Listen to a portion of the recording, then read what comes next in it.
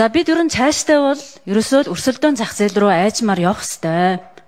Яагаад чухам өрсөлдөөнд вэ? Өнөөдөр бид нар шинэ үх хөлс барихад тэр хэрэглэгчдэр очиж байгаа тэр тариф, тэр захлагааны тариф, тэр дулааны тариф юун дээр үндэслэгдэг вэ? Өнөөдөр бодит өртөг зардал, өнөөдөр тэр шинээр орж байгаа хөрөнгө оруулалт. Тэгэхээр үнэхээр тэр бодит өртөг зардал бодиттой юм уу? Тэрийг яаж хааш нь бууруулах вэ? Үнэхээр тэр хөрөнгө оруулалт бодиттой юм уу гэдгийг шалгадаг арга өнөөдөр Монголд байтугай дэлхийд байхгүй. Ганц шалгадаг арга нь ерөөсөө л өрсөлдөөн. Тэгэхээр цаашдаа бид нар өрсөлдөөн рүү явах хэрэгтэй. Гэтэл өрсөлдөөн рүү явахын тулд бид нар дунд оврын одоо дор хаяжны 300 400 мегаваттын их үүсвэрүүд олон тооны их үүсвэрүүд байж өнөөдөр өрсөлдөө явагдана.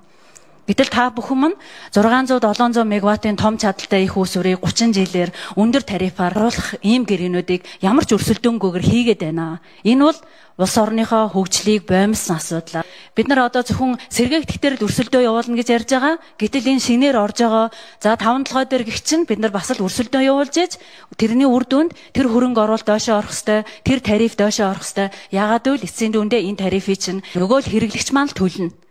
Тэгэхээр энэ дээр одоо та бүхэн минь ямар бодлого барьж ажиллаж байгаа вэ? За өрсөлдөөн зах зээл рүү явах шаардлагатай. Бүх юмыг өрсөлдөөн зах зээл рүү шилжүүлэх гэж бид нар оролдож байгаа боловч яг Монголын нөхцөл байдлын суур эрсдлийн хүрээнд Монголд оруулж ирээд ямар нэг байдлаар одоо борлуулалтынхаа орлогыг тогтворжуулахгүйгээр хинч хөрөнгө оруулалт хийж өгөхгүй байна. Тийм учраас тодорхой хэмжээний өртгөө нөхөд оруулсан хөрөнгөө одоо гаргаж авах хугацаанд тодорхой хэмжээний хугацаанд диспетчер үндэсний төвтэй гэрээ байгуулж төсөлжөөд бид нар тогтвортой цахилгаан эрчим хүчийн худалдан авна гэдэг гэрээг хийж өгөхгүй болвол ямар ч хөрөнгө оруулагч ажил явахгүй. Сүүлийн одоо 30 жил шинээр станц барагдахгүй байгаа учраас ийм ажил хийгдсэн. Энийг одоо юу гэж ойлгох юм? Ийм ажил хийгдээд явахад ундаа аргагүй. Эхний ээлж нь энэ өсөн нэмэгдэж байгаа жилд 12% нэмэгдэж байгаа чадлынхаа гүйцэх юм уу? Эсвэл одоо ингэ өрсөлдөөн гаргана гэд юу ч хийхгүй суугаад авах гэдэг энэ сонголтын өмнө л ирээд тэр саяны нэр дурдсан цахилгаан станцуудыг цахилгаан эрчим хүч худалдан авах гэрээг хийж байгаа.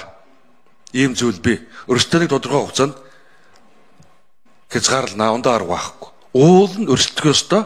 Ингээд яваад авах юм бол ерөөсөө цахилгаан станц дэмж ашиглалтанд орохгүй суугаад байх юм л. Аль өнцгөөс яаж шүүмжлэх үү, дэмжих үү гэдгээ бол та бүхэн өөрсдөө шийднэ үстэй.